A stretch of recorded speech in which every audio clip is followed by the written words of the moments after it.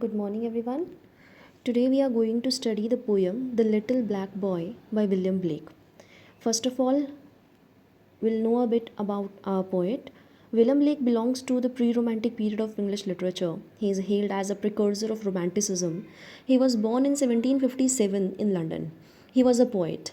His important and unique feature is that he saw visions. His first book was Poetical Sketches. Now, coming to the poem, The Little Black Boy. The Little Black Boy is a poem by Blake based on the theme of racial discrimination, रंग भेद, काले गोरे का भेद जो कि पश्चिमी देशों में काफ़ी प्रचलित था, उसके ऊपर यह छोटी सी कविता ब्लेक ने लिखी है. Here the poem is written in first person. The black child, a black boy, tells his own story. यह बच्चा अपनी कहानी खुद सुनाता है. तो पोयम शुरू करते हैं. In the opening stanza, the poet says, My mother bore me in the southern wild, and I am black, but oh, my soul is white. White is an angel in the English child, but I am black, as if bereaved of light. यहाँ poet ये कहता है that he is born in the southern part of Africa in a wild forest area, and I am black in color कि मेरा रंग काला है. My skin is black but my soul is as white as that of an English child is considered. कवि एक बच्चे के माध्यम से, जो कि हमारा मेन कैरेक्टर है, कहता है कि जैसे कि एक अंग्रेज़ बच्चा जो कि गोरा होता है, उसकी आत्मा जितनी सफ़ेद होती है, वैसे ही मेरी भी आत्मा उतनी ही सफ़ेद है, हालांकि मेरा रंग काला है. Here the poet focuses on the supremacy of the soul, मतलब आत्मा ही सर्वोपरि है और वो सब में एक समान होती है. In the second stanza the poet says, My mother taught me underneath a tree, and sitting down before the heat of day, she took me on her lap and kissed me, and pointing to the east began to say.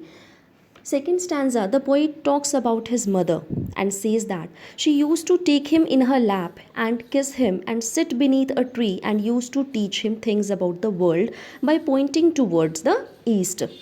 पूर्व दिशा की ओर इशारा करते हुए इस बच्चे की माँ इसको सिखाया करती थी. पूर्व दिशा का उल्लेख यहाँ इसलिए किया गया है क्योंकि सूर्य जो है वो पूर्व में उदय होता है, जो कि नए दिन, नया सोच, नए विचार का प्रतीक है. East is the symbol of freshness of thoughts and perspectives here. ठीक है. Now coming to the third stanza, the poet says, look on the rising sun, there God does live and gives his light and gives his heat away, and flowers and trees and beasts and men receive comfort in morning joy in the noonday. In the third stanza, the poet keeps on talking about his mother and says that his mother used to teach him, उसकी माँ उसको सिखाया करती थी, that the sun rises in the east and in this direction God lives. God spreads his light and energy in the form of sunlight. Sunlight is equally received by all humans, flowers, trees, animals, beasts, etc., and feel comfortable in the sunlight and feel happiness. Here the poet compares sunlight to the divine light. इस stanza के अंदर सूर्य के प्रकाश को दैवीय प्रकाश माना गया है कवि के द्वारा, और कवि कहता है कि भगवान प्रकाश फैलाने में कोई भेद नहीं करता, सबको बराबर वह रोशनी देता है. Now coming to the next stanza, the poet says, and we are put on earth a little space that we may learn to bear the beams of love, and these black bodies and this sunburnt face is but a cloud and like a shady grove. In the next stanza, the poet says that on earth, people become selfish and give less space to others. That is, they differentiate, they discriminate. कवि कहता है कि धरती पर हम लोग भेदभाव करते हैं, एक दूसरे से नफरत करते हैं, किसी न किसी बात को लेकर के, रंग, जाति, धर्म, इन सब चीज़ों को लेकर के हम लोग भेदभाव करते हैं. लेकिन भगवान जो है वो अपनी रोशनी फैलाने में कोई भेदभाव नहीं करता. Poet further says that we must learn to receive the ray of love. Now coming to the next stanza, that we may learn to bear the beams of love, and these black bodies and this sunburnt face is but a cloud and like a shady grove. For when our souls have learned the heat to bear, the cloud will vanish, and we shall hear his voice saying, come out from the grove, my love and care, and round my golden tent like lambs rejoice.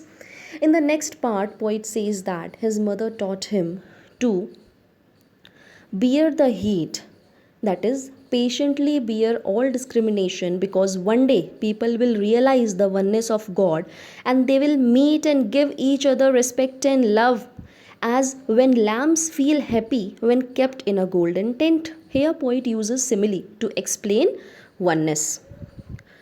Now, in the next paragraph, thus did my mother say and kissed me, and thus I say to little English boy, when I from black and he from white, cloud free, and round the tent of God like lambs we joy. Finally, the poet, that is the black boy, says that these things which my mother taught me, I told to my friend who is an English boy. He says that when we both will get rid out of the differences of white and black, till then I will protect him from the heat, and that is, I will patiently bear any discrimination from his side. Then, after some time, we both will become one, and I will play with his silver hair, and I will become equal to him, and he will love me. Till then, I will keep patience.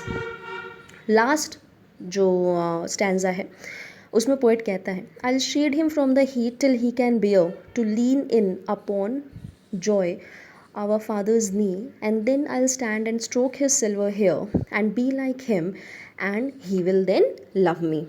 कहता है कि ये सारी बातें जो उसकी mother ने उसको सिखाई, वो ये सारी बातें उसका एक दोस्त, जो हमारा मेन कैरेक्टर है ब्लैक बॉय, उसका एक दोस्त है जो कि अंग्रेज़ बच्चा है, जो कि गोरा है।